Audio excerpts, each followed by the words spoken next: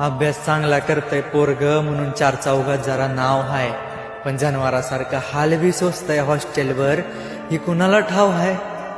आईच्या हातच्या जेवणाची सवय लागली या, तिच्या हातची चव कधी तोंडातनं नाही जाणार. मेसचं जेवण तर असलं हाय जणू कुठलं कुत्रं बी नाही खाणार.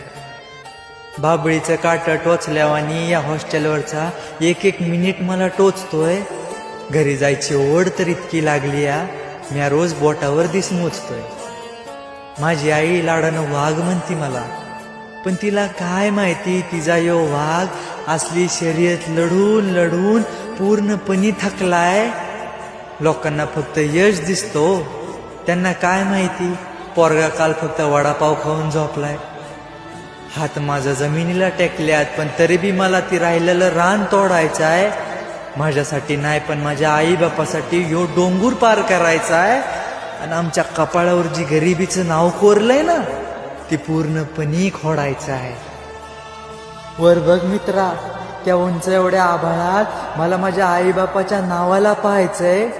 मेहनत करावी लागल्या का आईचं सपान हाय, कारण मला सुटाबुटात गावाला जायचंय.